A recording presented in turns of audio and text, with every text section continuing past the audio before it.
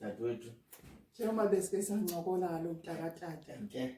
Usithi ufuna ukhe kube khona umuntu Njalo. ozoncedisa apha ekhaya. Njalo dadwethu. Kuba uyabona umzika ba uyahlakazela. Ya. Ndibone eliqumqum ke Mtata. Ndabona uma noko ngathi lingamvusa lo mzika ba. Thini madoda. Dadwethu. Ngicela ukuthi uhlale ngapha ke mzisi. Ngingena kwelicala. Yini dadwethu. Dadwethu uyakwazi ukhetha ma. Utsho kanje naMtata.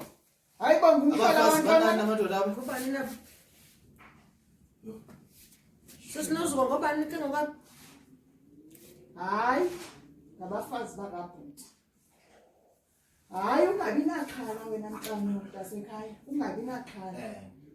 Yonke into ixwalile. Hayi umbhanqa sesikwazi. Andikubhani kwamna. Kangutsho kaloku bunemakhosikazi. Unawo amakhosikazi. La makhosikazi mntasekhaya abasazali. Kunzima umntasekhaya uyadlakazela. Njengoba ndifuna ube lapha ekhayeni kungoba ngicingela umntwana nokatata. Bethu sisekhona ke apha. Nisekhona aniyanga ndawo nikhona kodwa uphelele kokunaba. Ayikho enye into. Injawunjawuna nya. Asizufuna abantu bokuncedisa. Awunanya. Umntakatata nakufanele. Yesisi. Uyabona? Ndisengathanda ukudikwa. Hey, mfethu jonga ntwana. Hey.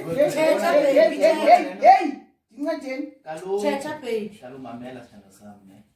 Into eyenzekayo ne. Ixhego elitheni Abasazayo. Njengobesethu dadwethu.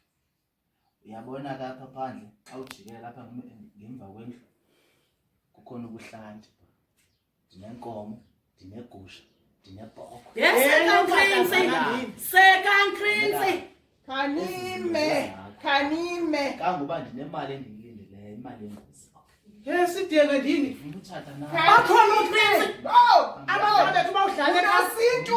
Bawudlalela abantwana awume. Sizele thina. Nina hayi thinisale. Ufuna wena uthatha nawe. Phambi kwethu. Ndizalele ntoni? Inkulu. Yebo. Indlalifa sithando sami. Akho ngxaki. Kwenzekayo kaloku mamela. Yebethu. Zele amantombazana. Wena nje ubungandinika nje indlalifa. Inkomo eziwa